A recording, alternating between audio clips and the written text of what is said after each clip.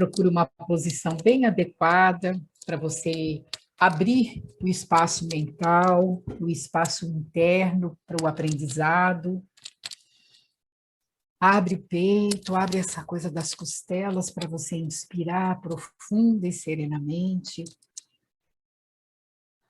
Depois, se você quiser, você se acomoda de uma outra forma, mas nesse momento, só para você se achegar, aqui e agora.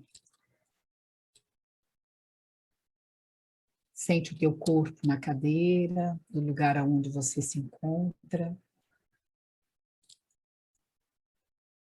E enquanto você inspira, você absorve o que é novo, você expira e você solta o que já não serve mais.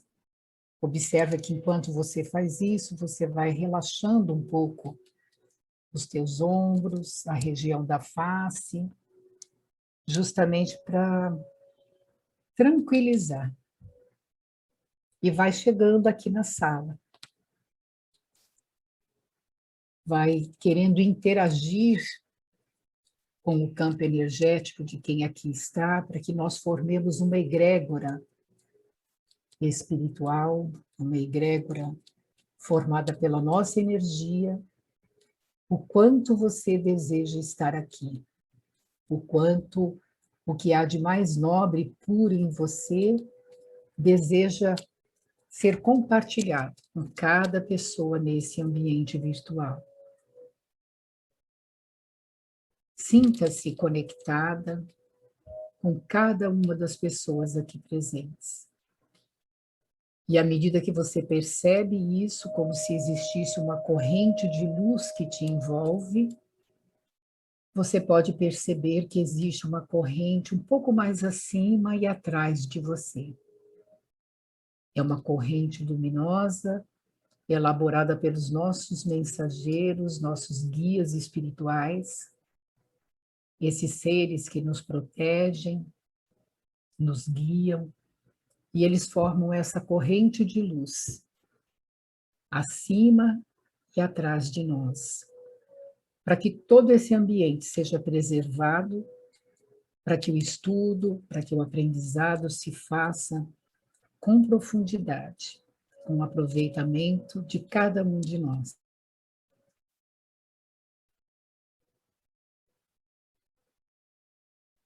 Se achegue no seu íntimo e lá no fundo, bem no íntimo,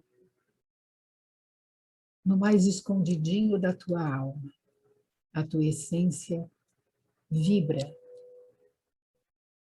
Vibra no amor infinito de Deus, que nesse momento se conecta a essa energia superior, a esse Pai que aprendemos a adorar, a venerar, a louvar, como Pai de amor. Pai Criador, de infinita misericórdia e bondade.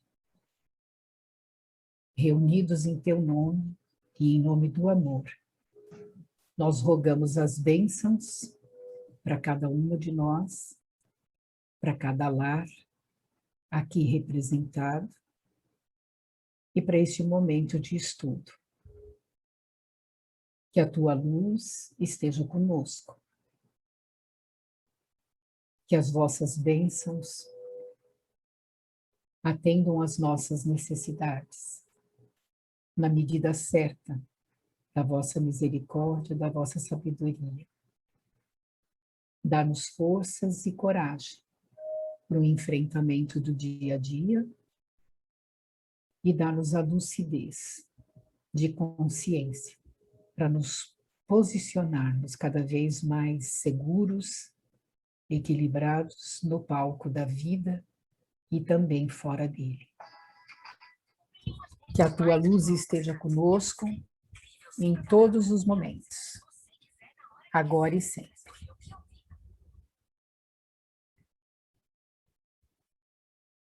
Inspira, traz com você esse estado extremamente favorável. E para aqueles que eu não cumprimentei ainda, sejam bem-vindos Angélica, Fátima, Ineide chegou, cumprimentou, a gente viu. Jane, seja bem-vinda. Os demais, eu acho que a gente foi cumprimentando, né? Nós estamos em 16. Rosana chegou aí. Oi, minha linda, já te vi hoje, mais uma vez comigo, né? Que ótimo. Então, nós vamos começar. Ficamos com algumas perguntas em aberto, né? Então, deixa eu colocar aqui o meu roteirinho para eu seguir. A última pergunta que nós fizemos, que acho que a gente fez a conversação, foi a respeito dos filhos, né? Vocês lembram disso? Eu falei dessa pergunta a respeito dos filhos serem responsabilizados pelos erros dos pais. Chegamos nessa? Vocês lembram dessa? Chegamos. Então, tá bom. Então, é sinal que eu estou no lugar certo. Então, essa próxima pergunta foi feita por alguém. Essa pessoa fez a seguinte colocação: as experiências traumáticas que surgem na memória, trazendo imagens ruins e, ao mesmo tempo, sensações também ruins, são portas abertas à obsessão? Então, o que ele perguntou, né? O que esse participante, essa participante perguntou? Se as experiências que se assomam, que vêm à tona, né, traumáticas da infância, de encarnações passadas, trazendo impressões, trazendo sensações, elas por si só são portas abertas para obsessores. Na verdade, não. Né? Se só isso não é suficiente. Vamos lá, vamos pensar de uma maneira. Você está enfrentando uma problemática qualquer, você está conversando com alguém a respeito disso, e de repente vem a imagem e vem a sensação de experiências desagradáveis que você viveu há pouco tempo. Então, abre alguns arquivos na sua memória e essas lembranças, elas surgem, né? Elas surgem com o sabor daquilo que você viveu. Então, se você teve uma experiência ruim aos 14, aos 15, aos 7, aos 10, 12 anos, e você se recorda disso, essas emoções, essas lembranças, elas surgem, né? Pelo menos é isso que eu estou entendendo que essa pessoa está perguntando. Ela vem em forma de desequilíbrio, inclusive, emocional e desequilíbrio de pensamentos. Os pensamentos ficam confusos. Deixa eu só ver uma coisa, Vanessa. Só vou parar aqui. Vanessa, eu estou com Marise e com Neide, não conseguindo entrar na mediúnica. Peraí. Elas estão mandando mensagem no grupo? Não. Elas estão mandando mensagem para mim no particular, e aí está tocando aqui direto. Ah, pode seguir aí que eu vou ver aqui. Tá. E fica tocando na minha orelha. São as duas, a Neide e a Marise, tá bom? Não sei se ajuda, a Neide, no outro grupo que eu tenho com ela, ela também não consegue entrar. Aí eles orientaram ela entrar e sair no grupo até conseguirem visualizar ela. Só que ela não consegue entrar também. Tá às vezes, tendo o mesmo problema. E às vezes é conexão dela que faz isso. Às vezes é o aparelho ou a conexão. Vanessa vai resolvendo para mim aí. Então, vamos voltar para tentar explicar. Vamos supor que eu esteja conversando com você sobre algumas questões e, de repente, essa conversa faz você lembrar alguma coisa que você viveu já, né? Vamos lá, eu vou falar uma coisa que é muito comum no meio das mulheres. Quando a gente fala de aborto, por exemplo, em algumas mulheres, elas se lembram do ato praticado, e é uma coisa até muito comum entre as mulheres, e isso traz para elas sintomas e lembranças desagradáveis, e muitas vezes isso vem e fica no emocional e no psicológico da pessoa. A pergunta diz: esse tipo de lembrança pode trazer processo obsessivo? só se a gente permanecer no estado emocional de culpa, no estado emocional de desequilíbrio, naquele estado, porque só o fato de assomar essas experiências não significa que nós vamos nos agregar a obsessores, né? Porque assim, você está passando por um processo terapêutico, por exemplo. A terapia, ela faz você mexer com uma série de questões íntimas.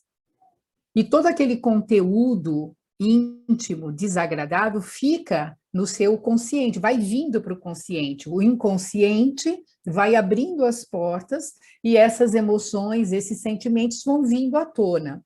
O fato de você vivenciar isso por um tempo, por um período, até que você olhe para esses conteúdos e os entenda e os guarde novamente de uma outra maneira, isso não implica em processo obsessivo. O que implica em processo obsessivo é a permanência nesse estado alterado. Quando a gente permanece no estado de desequilíbrio por muito tempo, aí sim, senão nós seríamos todos nós obsediados diariamente, né? Porque a gente é uma enxurrada de emoções que vem e vai, que vem e vai. Percebem o que eu estou dizendo? Então, esse estado de alternância, onde você tem controle sobre o que vem, você sente a tristeza, você sente a raiva, você sente a vergonha, você fica envolvido pelas experiências antigas, anteriores, e isso te traz essas emoções, só isso não é o suficiente para um processo obsessivo. Se você se pauta a ficar parado, estacionado e agasalhar esse sentimento, se vitimizando com ele, aí a coisa fica um pouco mais complicada, porque é a vitimização que faz realmente a ligação. Quando você não se vitimiza, mas isso tudo permeia o seu consciente para você poder trabalhar com esses conteúdos, aí fica diferente, tá? Isso é processo natural da vida. Como é que a gente cresce? Se tiver tudo bem na tua vida, tudo bonitinho, você sai do lugar? Ou você sai do lugar quando a dor de barriga aperta? A dor de barriga aperta com dor de cabeça, com mal-estar, né? E com essas emoções que às vezes a gente não identifica na lembrança viva, mas a gente tem o sintoma. Então, o que a gente faz? A gente vai curar o sintoma. Quando o sintoma tem uma causa justa e material, física, é mais fácil. Então, por exemplo, eu comi uma coisa que eu não deveria ter comido porque já me faz muito mal. Então, eu estou passando mal, eu sei que eu comi aquilo. Agora, eu estou passando mal, eu tenho sensações, eu tenho sintomas, e eu não sei de onde vem. Terapeuticamente falando, é muito bom que a gente pergunte ao que veio esse sintoma. É uma maneira da gente encontrar o conteúdo psicoemocional que está por detrás desse sintoma, justamente para que ele não se instale e aí sim abra a porta para um processo obsessivo. Me fiz clara? Deu para entender isso? Ótimo. É uma pena que quem fez a pergunta não está na sala hoje, mas depois... Oi, Emília. Oi. Eu tenho um complemento só, que assim, ver se eu entendi. Então, um processo obsessivo, ele só se dá também quando, mais do que o obsessor, é importante é que o obsediado abra para isso, não é isso? Isso.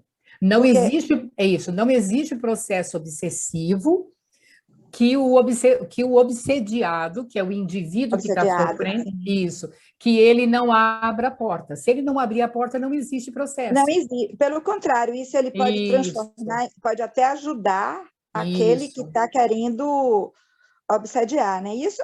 Isso. E como na pergunta anterior, lá na semana passada, às vezes dois espíritos, um encarna e o outro está do lado, acompanha o processo encarnatório muito grudado com ele, quase que meio simbiótico.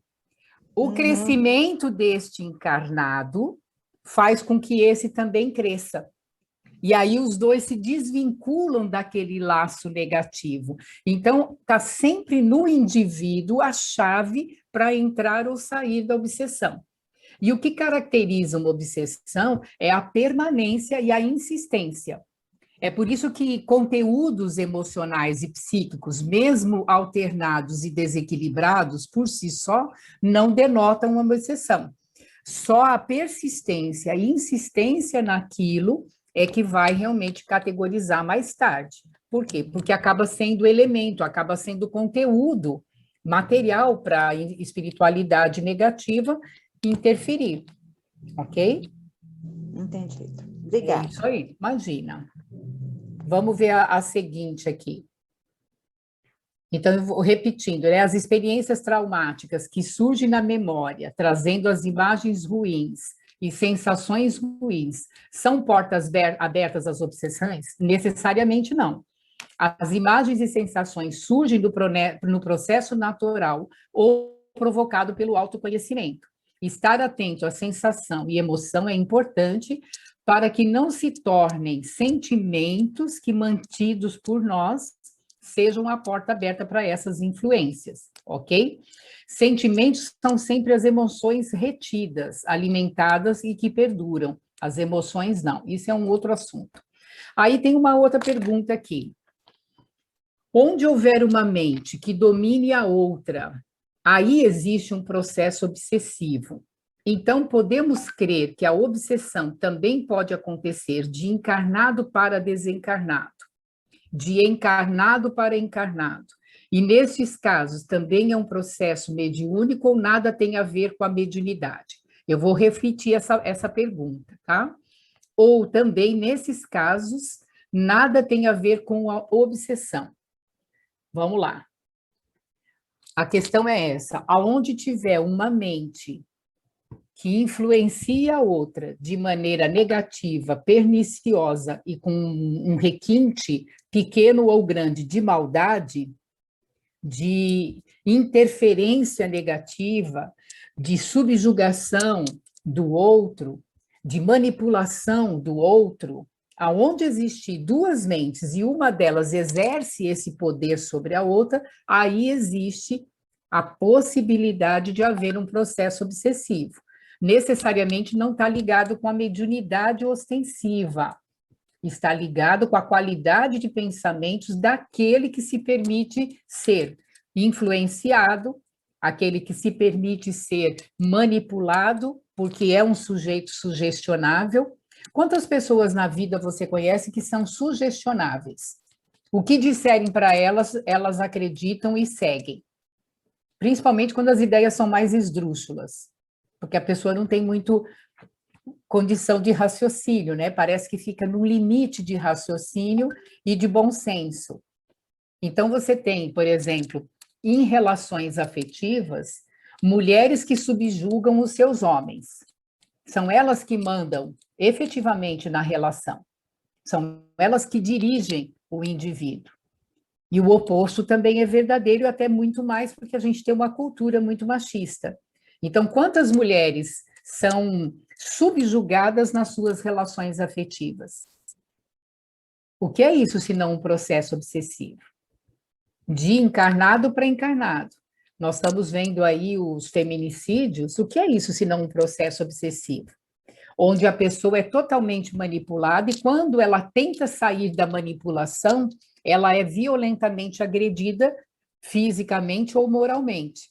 Ali tem um processo de obsessão. Quando a pessoa tenta sair das garras, ela tenta vencer o processo obsessivo. Quando ela permanece naquilo subjugada, então ela permanece nesse processo. De encarnado para encarnado, vivos aqui, de encarnado para desencarnado, pasmem vocês que tem gente que obsedia espírito morto, espírito desencarnado. Já viram isso? Fulano morre, desencarna, e quem está aqui não deixa ele em paz. Chora o tempo inteiro, reclama com Deus, fica bravo, fica sonhando com fulano, faz reza para ele voltar, para ele ficar, para ele poder vir de novo, sonha para poder encontrar com ele, faz curso de projecciologia para se desdobrar de noite para encontrar o defunto, desculpa o termo na brincadeira, mas para encontrar o desencarnado.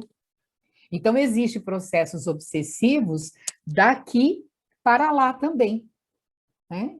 Tem um livro de André Luiz, se eu não me engano, é André Luiz. Ele narra a situação de uma moça cujo noivo faleceu, desencarnou, e ela não admitia de forma nenhuma que Deus tivesse feito isso com ela, e ela não abandonava a ideia de querer o noivo para ela. É sentimento de posse, né? É essa coisa do é meu e é meu. E ela se desdobrava à noite, ela saía do corpo, e a mente dela tão imantada na mente do rapaz, que ela ia ter com ele aonde ele estava, e ela perturbava o estado dele, porque ele estava em recuperação do lado de lá, ele estava tentando se reorganizar do ponto de vista psicológico e espiritual, tentando se readaptar à vida fora da matéria, entendendo a morte, e ela perturbava ele todas as noites. E aí teve que ser feito um trabalho, e a equipe de André Luiz faz um trabalho de assistência a ela, para que ela pudesse desvincular a mente dela da necessidade de estar com o rapaz. E existe o processo obsessivo de desencarnado para desencarnado. É muito comum quando chefes de falanges espirituais, falanges maldosas, ligadas às práticas do mal ainda, eles manipulam espíritos enfraquecidos pela dor, desejando vingança por determinadas coisas. Então, esses chefes, esses mandatários do mal, eles se apoderam dessas mentes, obsediando essas criaturas, e que, por si, acabam tendo que entrar naquele esquema e vão infringir processos obsessivos em desencarnados para poder ter aonde morar, como ser, né? E para até entender as técnicas do crime do lado de lá. Então, onde houver uma mente humana, desencarnada ou não, e que deseje o mal ao outro, e que pela sua força mental, sua força de ação, exerça essa influência de forma perniciosa sobre o outro, aí pode existir um processo um processo obsessivo. Necessariamente não precisa ter mediunidade envolvida. Quando tem mediunidade ostensiva, fica mais fácil o processo obsessivo se instalar, né? Aí a gente tem que entender essa questão do esponjinha. Então, uma pessoa que é médium ostensivo, ele tem todos os canais psíquicos muito mais abertos, muito mais dispostos a receber uma ação perniciosa. E se ele se mantém aberto nesse mesmo padrão vibratório, fica muito mais fácil. Então, é muito mais fácil você sugestionar uma mente que já é sugestionável do que sugestionar uma mente que raciocina, que tem bom senso e que delimita espaços aonde o outro vai interferir sobre ela. Percebe? E o médico... Deixa eu só te dar um aviso que já faltam 6 minutos, tá? Tá, se falta, a gente termina e volta, né? Nesse primeiro momento a gente termina e volta. Obrigada. Você está acompanhando o chat? Porque tem 7 coisinhas aí aqui no meu. Você está olhando? Já. Então tá bom. Tranquilo nisso aqui? Perguntas até agora? Vocês querem aproveitar e fazer alguma pergunta nesse finalzinho de primeiro momento? Então, eu acho que foge um pouquinho agora que você continuar a falar, né? Mas você estava falando dos sentimentos. Eu comecei a ler um livro do Divaldo Franco, esse daqui, ó, sobre Joana de Ângeles. Conflitos existenciais.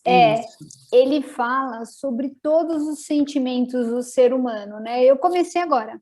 E ele dá, no caso da Joana, né? Ela dá a posição do lado material da nossa matéria, do que isso influencia esses sentimentos no nosso organismo, tá?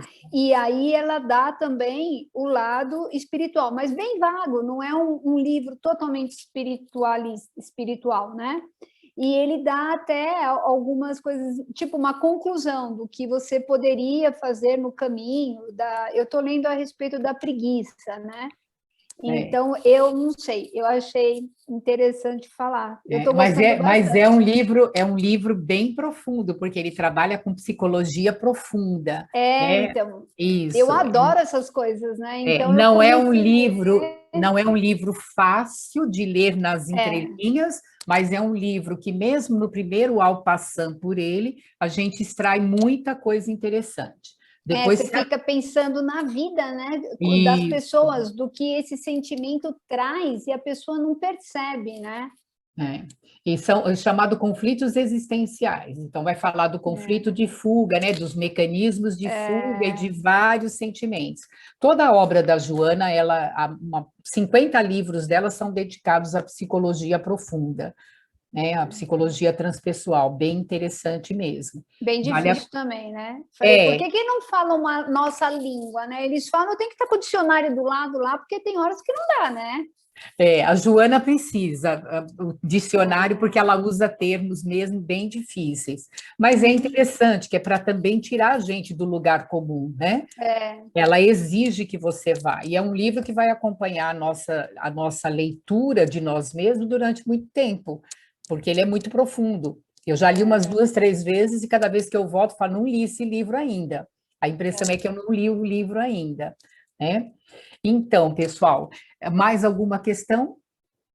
Agora, existem livros mais fáceis dela mesma e sobre psicologia também, que depois a gente pode até fazer uma listinha para indicar, ok? Legal. Agora, o que é interessante, que vai ficar muito marcante, porque a gente está falando de processo mediúnico, desenvolvimento mediúnico e obsessão. Vocês conseguem perceber que em todos eles a grande chave mola é o teu, é o meu, é o nosso comportamento que define, é a minha cabeça, o meu sentimento e a maneira como eu me comporto na vida que define tudo isso. Define a qualidade daqueles que vão usar o meu vaso mediúnico, define a qualidade daqueles que vão caminhar comigo, define, inclusive, a maneira como eu vou enfrentar qualquer tipo de processo obsessivo, porque eu sou um espírito multimilenar que trago uma história comigo, e nessa encarnação, apesar de todo o bem que eu pratico, eu posso sofrer, sim, o processo obsessivo para me impulsionar a sair e a libertar a minha consciência dos erros passados no passado. Então, a gente não se liberta se não fizer esse esforço, e depende totalmente da gente. E ter um espírito, ou ter uma leva de espíritos vinculados a você, procurando essa desforra, procurando essa vingança, não é demérito de ninguém. A gente precisa lembrar que o próprio Divaldo Franco ficou 30 anos sendo perseguido por aquele espírito que ele denominou Máscara de Ferro. Se vocês não sabem a história, eu posso até contar rapidinho, né? Um espírito que se apresentava para ele como Máscara de Ferro.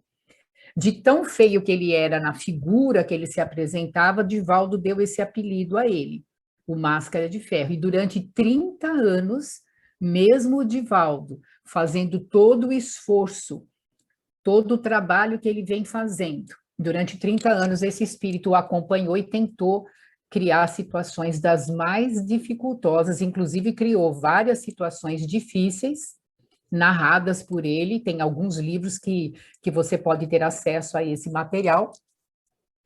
Duas situações bem definidas, foi uma situação em que ele foi hipnotizado pela voz desse espírito, e esse espírito mandava ele entrar no mar, e ele não sabia nadar. E quem tirou ele de lá foi o Nilson, que era aquele outro companheiro dele que eu acompanhava sempre, e o Nilson tirou ele do mar com a ajuda de Joana de Ângeles. Mas o espírito acabou conduzindo ele. Mas por que o espírito conseguiu isso? Porque ele tinha as matrizes dos compromissos de outras vidas com essa entidade espiritual. Vanessa, Márcia. Vocês lembram dessa história? Quem conheceu essa história do Divaldo?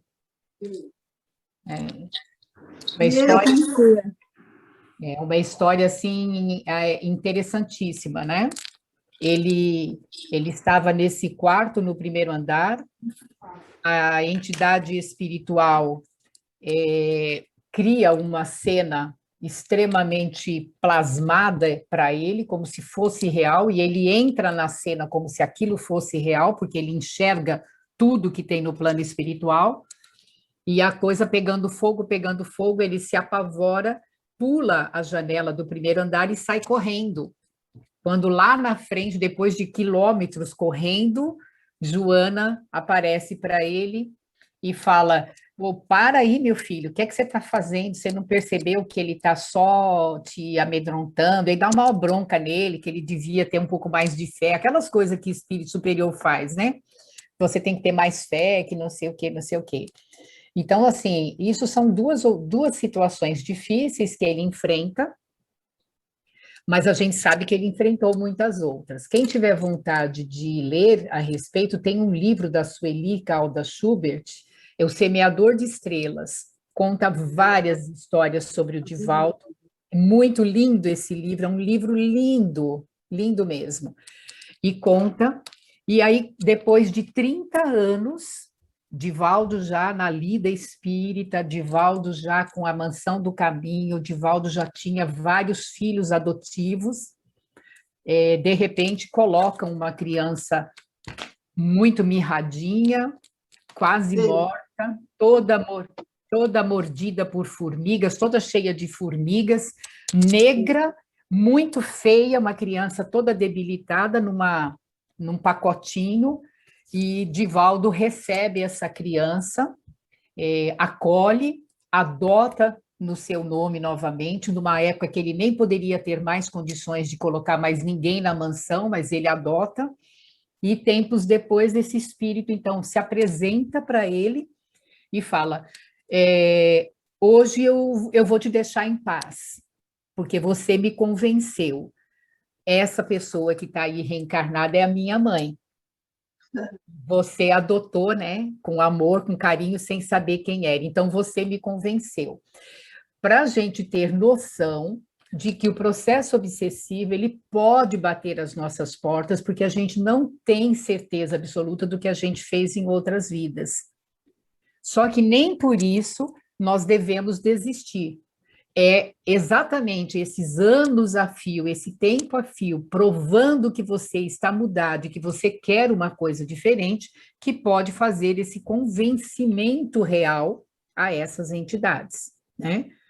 Então, nenhum de nós está querendo máscara de ferro, com certeza, mas também a gente não pode achar que nós somos santinhos, maravilhosos, e não sofremos essas interferências, e eles talvez nos encontrem nesse processo de crescimento, justamente para testar a nossa força, a nossa resignação, a nossa decisão de virar a página espiritual dos dramas que nós já vivenciamos e gerar um caminho novo de luz, que cada um de nós está sendo convidado para isso, né? E, finalmente, aqui nós temos mais duas questões. A primeira, a penúltima delas é sobre a autoobsessão. Eu acho que, de alguma forma, a gente já deixou meio claro o que é autoobsessão, né?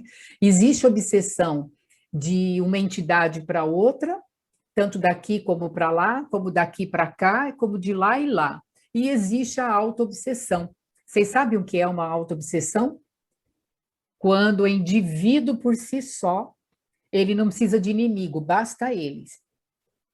É lógico que a partir dele, a partir dessas ideias fixas, dessa vitimez, desse mesmismo, desse marasmo que a pessoa encarnada se permite. Já viram pessoas assim? A vida vai passando e ela continua naquele disco furado. Você chama ela para qualquer coisa e ela continua naquilo. Então, ela vive aquilo, ela incorpora a dor dela, e ela não é ela é a dor, ela é o sofrimento dela, ela é a doença dela. Então, a gente chama isso de autoobsessão. Quando a pessoa não precisa de nenhum inimigo para viver mal. Ela, por si só, é o próprio inimigo. A mente dela fica gerando aquilo, fica naquela ideia fixa, fica naquele estado todo, né? Isso é processo autoobsessivo. Quando a gente encontra pessoas assim, que vão para um centro espírita, ou vão para algum centro que trabalha com o passe, com o jurei, com a desobsessão, você pode tirar de perto dessa pessoa 10, 15, 20 obsessores diferentes. Nenhum deles está vinculado a ela pelos resquícios do passado. Todos estão vinculados porque ela oferece massa mental e massa emocional e eles curtem isso. Percebe que diferença? E aí você trata e cuida e conversa de todos aqueles espíritos que se assimilam ao pensamento dela a princípio, todo mundo fica bem e ela continua mal. Nenhum tratamento serve para ela. Inclusive, ela diz, já fiz todos os tratamentos possíveis, não tem jeito, comigo não tem jeito, minha dor é maior do mundo, o meu problema é único, é insolúvel. Conhecem gente assim? Isso é autoobsessão, né? E, finalmente, temos um caso aqui, eu vou relatar, porque foi relatado por uma pessoa participante, e eu dei uma mesclada com algumas outras coisas para a gente enxergar alguns outros processos também ligados à obsessão. Então, eu vou contar a história. Um homem próximo de 30 anos, um filho bom, calmo, trabalhador, e vocês vão perceber que essa história é mais comum do que a gente imagina. Então, você cria um filho, chega com ele até os 30 anos, um filho bom, atencioso, trabalhador, calmo, tinha valores de família, né? valores de moral, valores éticos, preservados até esses 30 anos. Ele se casa com uma mulher mais velha, acaba tendo uma relação afetiva com ela, tipo casal, e tem um filho. No decorrer dessa relação, ele vai se permitindo vivenciar situações que ele não vivia antes. E ele vai, então, sendo conduzido por um caminho meio duvidoso, começa a frequentar festas que ele nunca frequentou, começa a beber, coisa que ele nunca tinha feito, começa a ir para lugares inadequados, coisa que ele nunca tenha feito, e normalmente a família acha que a mulher está fazendo a cabeça do homem, não é assim? E aquele sujeito entrou na vida da minha filha para fazer a cabeça dela, está desvirtuando. Tem um pouco né?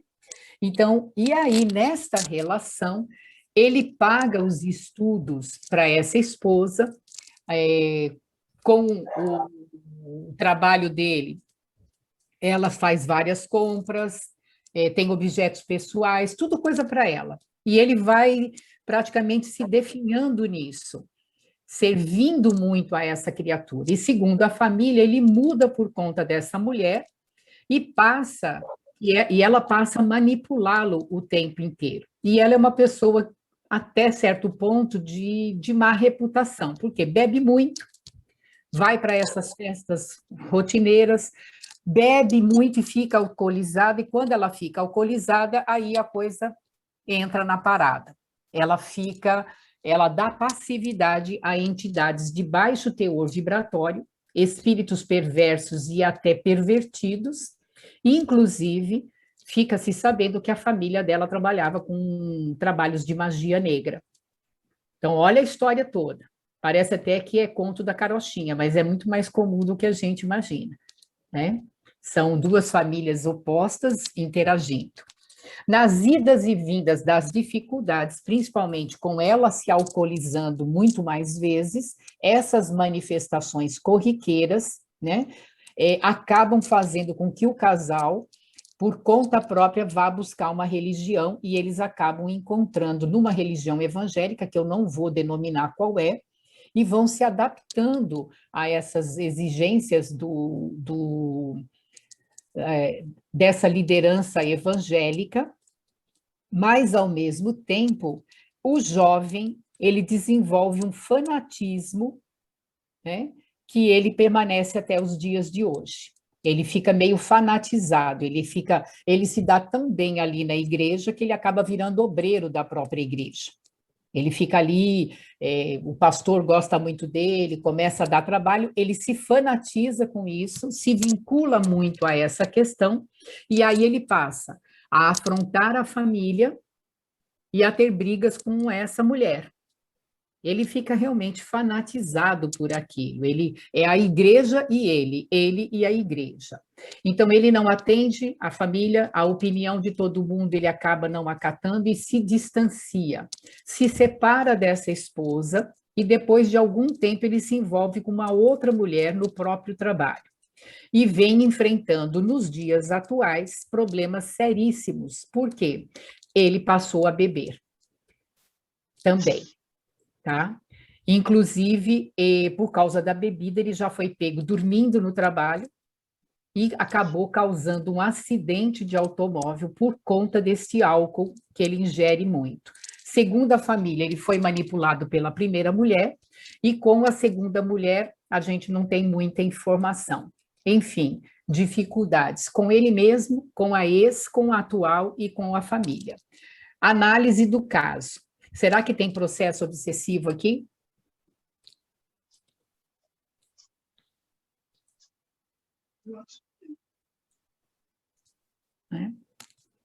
A gente vê um processo obsessivo, primeiro, na moça alcoolizada, né?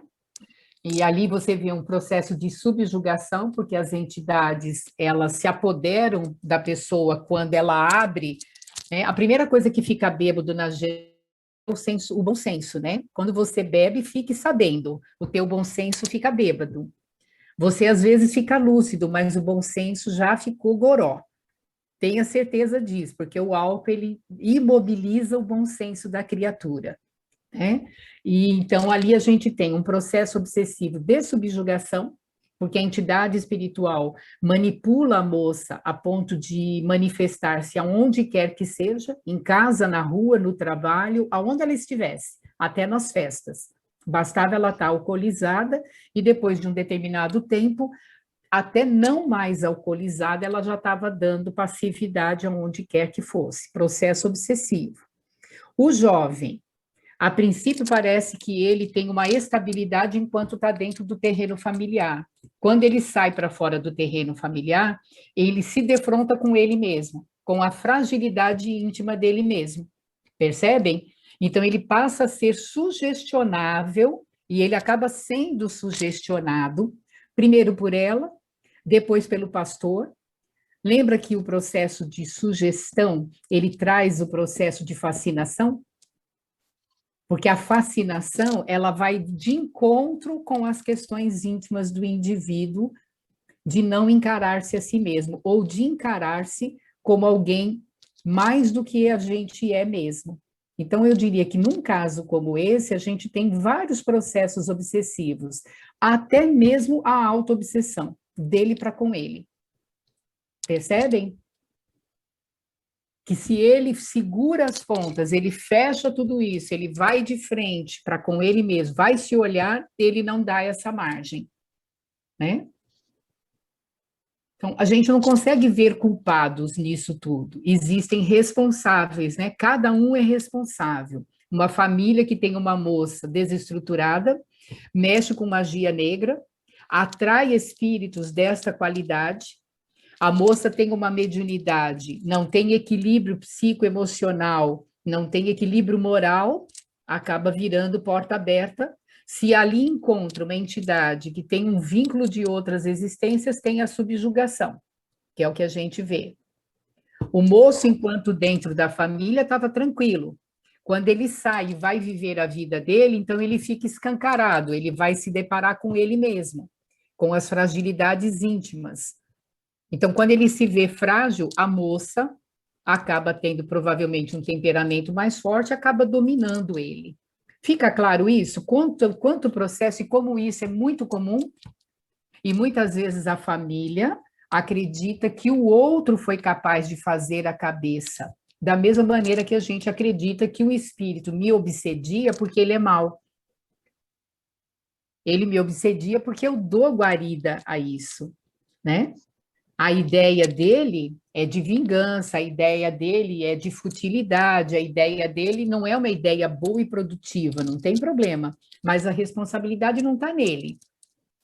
Né? A responsabilidade está no próprio indivíduo. Fale, Márcia. Então, quer dizer que enquanto ele estava no âmbito familiar, ele tinha lá uma energia que sustentava ele para que não fosse atraído.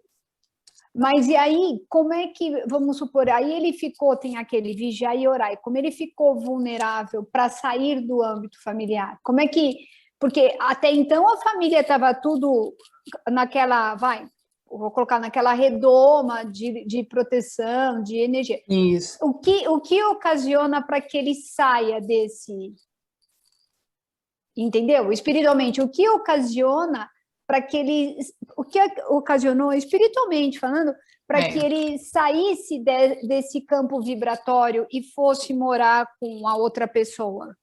Então, quando ele está dentro da família, você percebe que ele também é sugestionável? Ele, por si só, ele não tem vontade própria definida? É isso que é o grande... Esse que é o grande boom da questão. O indivíduo, enquanto ele está dentro desse núcleo, ele é sugestionável. Esse núcleo vai para a direita, ele está indo para a direita. Quando ele sai desse núcleo, ele é sugestionável, porque ele não tem direção própria, ele vai para um meio que dá uma outra direção. Então, a culpa não é deste meio ou deste, né? A responsabilidade é do indivíduo. Então, o que levou ele para fora, a própria vida vai levando a gente, empurrando a gente. Então, é lógico, um moço de 30 anos, conheceu alguém, se interessou, resolveu casar. O que não se sabia até então é que ele era essa pessoa altamente sugestionável, sem esse poder íntimo de decidir por si próprio, né? Então, esse que é a grande questão avaliada aqui. Então, se você pegar esse indivíduo sem esse preparo todo e colocar ele num outro ambiente, ele vai caminhar conforme aquele outro ambiente. Porque quando ele entrou na igreja, ele caminhou igual à igreja, a tal ponto que ele acabou se fanatizando. Porque, de alguma forma, aquilo supriu algumas necessidades dele. Quando ele encontra uma segunda moça, ele se sugestiona, não encontra alternativas e já tem uma mescla de todos os ambientes nele. É como se ele já tivesse encharcado de tudo quanto foi ambiente. Aquele ambiente da bebida, o ambiente da igreja, o ambiente familiar, e já não sei mais quem eu sou mesmo. Então, ele vai ter que enfrentar mais cedo ou mais tarde essa busca. Quem sou eu? Como que eu faço? Então, é o autoconhecimento, é o autodescobrimento, é a autotransformação que vai trazê-lo de volta. Não sei se fica claro isso para vocês. Ficou. Né? E como isso é muito palpável, porque, por exemplo, você tem uma pessoa dentro da família, dentro daquele núcleo, que não vive lá fora, quando ela vai para fora, a gente tem a falsa ideia de que é o mundo de fora que corrompeu-a. Mas não é porque dentro aqui ela estava preservada. Entendi. Entendeu? Ela estava preservada pela mesma fragilidade, a fragilidade dela de decidir por ela mesma. E enquanto eu estou aqui, 90% do que eu vivo é esse campo de energia, eu estou batendo no mesmo diapasão. Quando eu saio daqui, e aí? Aí eu faço, e a gente tem a falsa ideia de que é o outro que me corrompe. Ninguém corrompe ninguém que está fechado em si mesmo, arregimentado em si mesmo. A gente só é corrompido naquilo que a gente não tem certeza de nós mesmos. Faz sentido para você?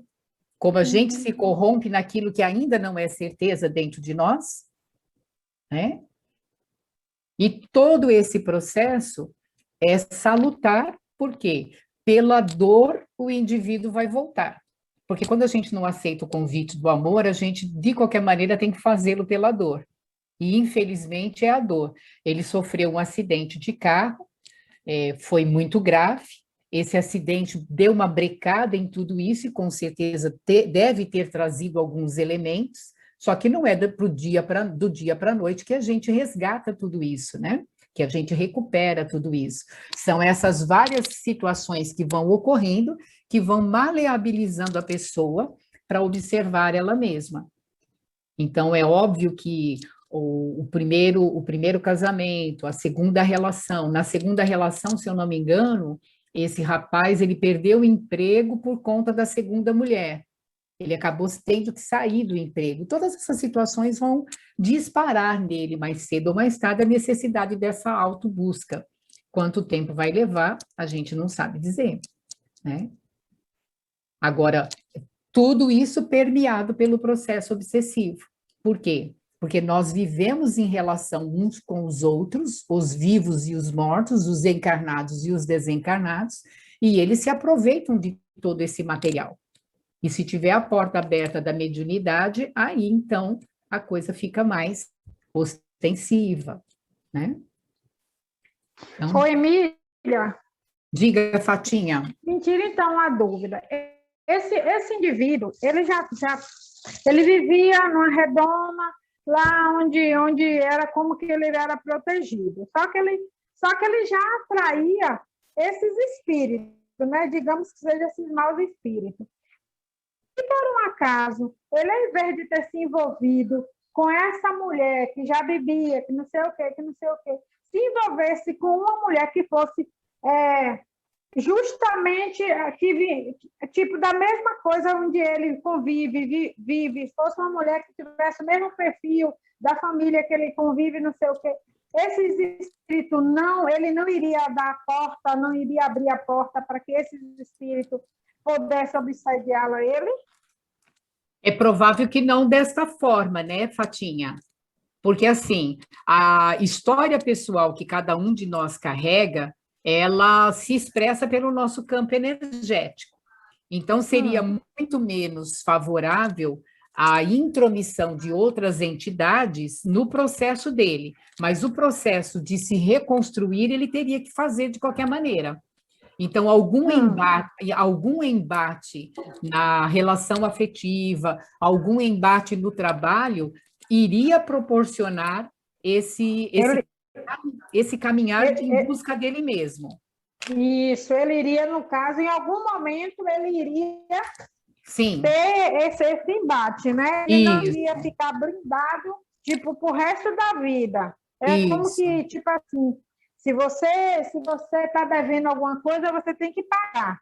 Vai chegar uma hora que você tem que pagar. Seria bem assim? Bem assim. E outra, a vida maior, o destino, né? Porque o que é o destino e o livre-arbítrio? O destino é a mão de Deus trazendo até a sua porta todas as necessidades que você precisa enfrentar. Isso é o destino. Só que o destino traz tudo à sua porta. Só que o livre-arbítrio é que vai definir o que é que você vai fazer com aquilo que o destino te trouxe. Porque o destino não está fechado. O destino são todas as possibilidades. Tem alguém com o microfone aberto com um monte de barulho de água aí. Então, o destino é a parte da vida que traz até você tudo aquilo que você precisa para o desenvolvimento. O livre-arbítrio é a tua possibilidade de escolher o que fazer diante de tudo que a vida te trouxe. Então, a vida trouxe para ele, naquele momento, uma mulher com esse tipo de atitude, de comportamento, de vivência. Ele poderia ter tido qualquer outro tipo de comportamento, mas ele escolheu ter aquele comportamento específico, de aceitar aquilo tudo e participar daquilo tudo. Entendi.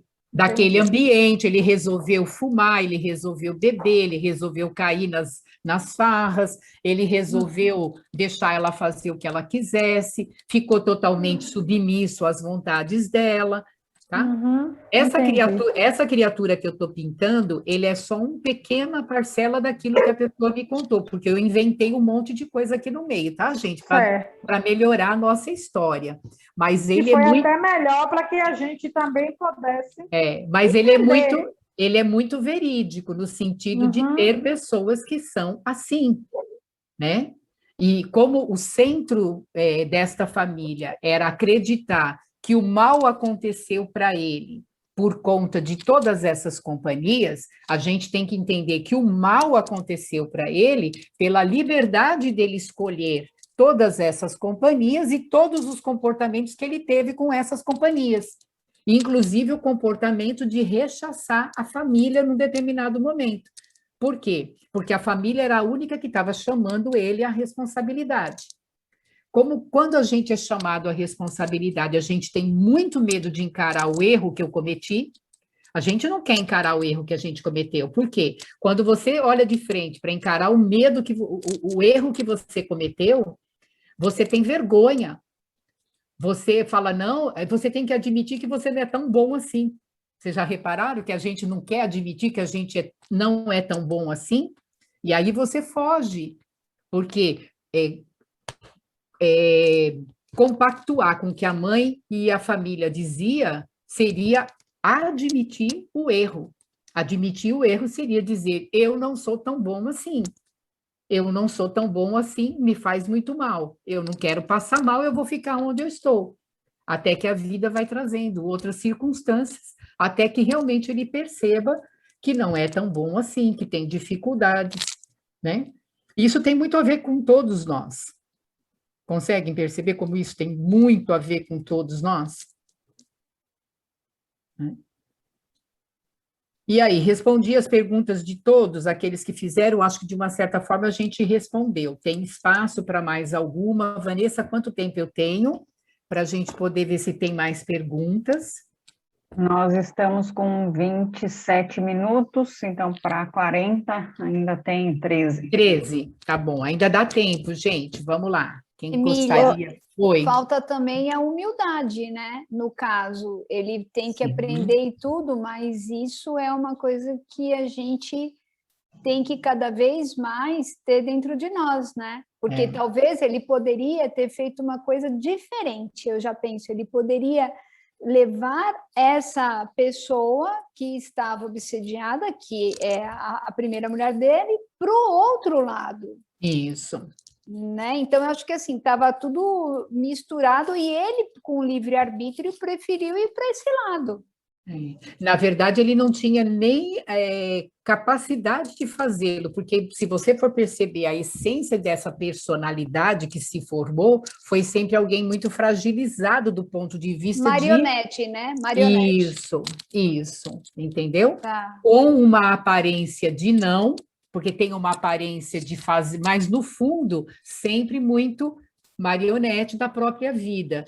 Sem o poder de decisão. E humildade, não tenha dúvida, Márcia, é muito importante, porque é só olhar para mim, para vocês, para todos nós. Se nós não formos humildes para reconhecer os nossos erros e ter a certeza de que a gente não é elevado, nós somos espíritos ainda inferiorizados, estamos colocando o pé no primeiro degrau da iluminação, e olhe lá se a gente colocou o pé inteiro. Alguns de nós só colocou o dedinho da frente, né? A parte de cima do dedão, nesse degrau da iluminação. Então, a gente já põe o dedinho ali e já fica se arvorando de anjo. Falta humildade. Por quê? Porque nós carregamos orgulho e egoísmo travestido de um monte de coisa. Presunção, né? Vaidade, essa coisa da gente se achar o tal. Basta você intelectualmente ser um pouquinho mais, você acha que moralmente você já está no bambambam. Aí, para admitir, você conhece, por exemplo, existem pessoas que, quando se deparam consigo mesmo, oi, Cássio, quando se deparam consigo mesmas e enxergam essa inferioridade íntima, às vezes dão cabo da própria vida, porque não suportam. Elas se tiram da vida física achando que isso vai resolver. E não pode, e não dá, né? Percebe? Fala, Jane. A Jane ia colocar alguma coisa? Porque você falou da questão assim, da obsessão, a gente pensa sempre no negativo mesmo, né? Naquela pessoa que invade só por uma... E num determinado momento eu entendi que às vezes também você pode... A pessoa que, por exemplo, perde, uma pessoa que tem um amor muito grande, né? Pode ficar numa ligação e acabar também fazendo um processo obsessivo. Isso. O obsessivo, ele implica em uma ação ruim, perniciosa, mas não maléfica, nem sempre maléfica, mas que causa mal-estar, né? Eu acho que eu cheguei a comentar aqui o caso de uma pessoa cujo irmão faleceu recentemente, me procurou porque a cunhada evangélica, que não entende muito essas coisas de espírito, estava passando mal e sentindo a presença do marido já desencarnado do lado dela. Lembra que eu contei isso? Esse caso durou no máximo uns 5 ou 6 dias, porque a gente atendeu de imediato, a gente orientou ela, a própria cunhada é espírita, também orientou, o nome dele foi parar nos nossos caderninhos, foi parar lá no centro, onde a pessoa fez o processo de conversação com ele, mas se ele reluta, que esse espírito que desencarnou, em vida, como encarnado, uma pessoa difícil de lidar, temperamental, prepotente, autoritário, difícil de aceitar ideias diferentes da dele. Imagina você educar esse espírito do lado de lá, sensibilizá-lo do lado de lá, para ele sair de perto da esposa, porque a esposa era domínio dele. Você percebe que pode haver uma vinculação, e naqueles primeiros dias ele estava obsediando ela, não por maldade, mas por amor e por sentimento de posse, um amor desvirtuado no sentimento de posse, a necessidade de permanecer no ambiente de casa, porque ele é dono daquilo, foi ele que conquistou, foi ele que construiu, foi ele que isso. Então, você percebe que isso faz com que a pessoa permaneça? A esposa, a princípio, sem orientação nenhuma, sentiu os mal-estar, sentiu o sintoma desagradável que ele estava passando para ela, porque a mente dela estava ainda de luto. A cabeça dela estava no marido, tinha acabado de desencarnar, tinha acabado de enterrar. Então, ela ficou nesse estado, ela abriu a mente por conta das emoções do luto. E algumas vezes esses processos não duram só 5 ou 6 dias. Tem processos assim que duram meses, até que o próprio encarnado comece a apresentar no corpo os sintomas da doença daquele que desencarnou.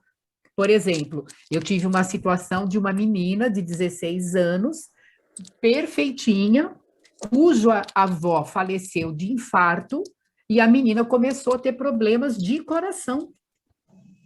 Nossa. Com 16 anos, ela de uma hora para outra ela começou a ficar entristecida, mas ela não tinha essa sensibilidade dessa outra mulher que eu estou falando, e ela começou a ficar entristecida, todo mundo achou que era porque a avó, e a avó era muito próxima dela, e você vê que é amor, a avó não queria fazer mal para ela, mas era a única pessoa que a avó queria ficar perto, enquanto espírito desencarnado que não consegue enfrentar o desencarne, porque também tem que enfrentar o desencarne. Então, é um processo obsessivo que vincula familiares. Um causa mal para o outro, mas não tem a maldade da vingança, não tem a maldade de querer fazer mal. É mais fácil desvincular. A menina foi para médico, foi para tudo, fazia exame e não dava nada, mas ela tinha os mesmos sintomas que a avó tinha. Até que o último recurso é o centro espírita.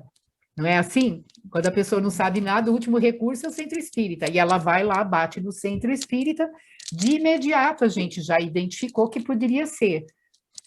Vamos mandar para a sessão mediúnica o nome da garota e vamos evocar. E aí nós conversamos com a avó. Né? Conversamos com a avó, foi orientada, bonitinha, a menina ficou. Só que nesse processo já haviam passado de 6 a 7 meses. E até que a gente conseguisse falar com a avó, não foi na primeira reunião, porque nem isso acontece de imediato, vai depender muito de toda essa conjugação, né? E Deus permite isso para chamar a atenção dos encarnados para os aspectos espirituais também. Tá? Essa menina não desencarnaria da mesma forma que a avó. A gente tem que ter essa certeza.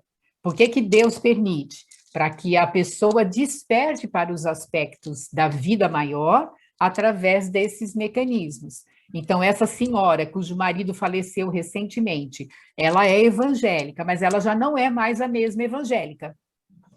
Ela é uma evangélica que já acredita na reencarnação, acredita que o marido está vivo. Por quê? Porque ela sentiu na pele o marido vivo e ela sentiu na pele todo o benefício da oração, o benefício da instrução que lhe foi oferecida e de todo o conhecimento que lhe foi ofertado.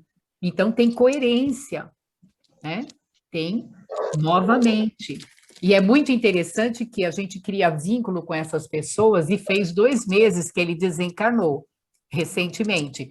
E no dia do aniversário de 2 meses, a cunhada dela me liga, a irmã dele liga e fala: Emília, ela está passando mal de novo. Será que o fulano está lá? Não, certeza absoluta que ele não está lá, mas ela se vinculou com ele aonde ele está. Então, a mente dela vai até onde ele está, porque o coração se abre na saudade, as imagens da experiência de casal, toda a vida dele se desenrola na mente, a dor do luto muito natural se apodera dela, baixa e ela vai. O coitado deve estar lá do outro lado, também nessa circunstância, tendo que se adaptar, tendo que baixar a crista, porque é orgulhoso, não sei o que, tem que atender a espiritualidade, está fazendo o tratamento de reorganização na vida maior, e eles se vincularam pelo sofrimento, mas como já passaram pela mesma experiência, tanto um quanto o outro, esclarece aqui, esclarece lá, faz 2 ou 3 orações fervorosas e sinceras, as coisas se acalmam, e se acalmaram, né? Agora, se ele não aceita e volta para ficar no lar, aí ela começa a ter sintomas piores. Emília. Pronto, tenho que encerrar. E... Ótimo. Ok? Se isso tudo suscitou perguntas, anotem para a gente poder conversar. Semana que vem é a última aula desse bloco de 8 que eu tinha me preparado para dar para vocês. Aí eu vou ver o que eu vou propor no finalzinho, tá bom? Eu sei que vocês não querem parar, então a gente vai propor algo aí, ok? Boa. Então, tá bom. Talvez não dê tempo da gente fechar com uma prece, mas esse momento rico de estarmos juntos, que cada um de nós tenha aí um sentimento de muita gratidão pela própria vida, por tudo que está nos ocorrendo, né, vinculando a esses amigos espirituais que estão aqui conosco, tendo a certeza de que eles estão nos nossos lares agora, visitando os nossos lares, proporcionando esse reequilíbrio energético para cada um de nós. E que Deus nos abençoe, abençoe cada lar, cada um de nós, cada pessoinha que mora com você, cada parte do ambiente da tua casa, né, das nossas casas, e que as nossas casas sejam pontos de luz para outras pessoas que não têm uma parcela daquilo que a gente já tem de conhecimento, de esclarecimento, pequeno ainda, mas bastante grande perto de outras que não têm praticamente nada, né? Que a gente possa ser a luz que nós devemos ser no mundo, para deixar um rastro bem, bem bonito, né? Quando você sair daqui, as pessoas têm que perguntar, você tem que perguntar o que Lilian deixou, o que Emília deixou. Nossa, olha o rastro, que rastro bom, que a gente consiga, né, lá do mundo espiritual, ver que a gente deixou um rastro humano, né, de coisas bem humanas por onde a gente passou, ok? Um beijo grande no coração de cada uma de vocês, e semana que vem a gente está aqui.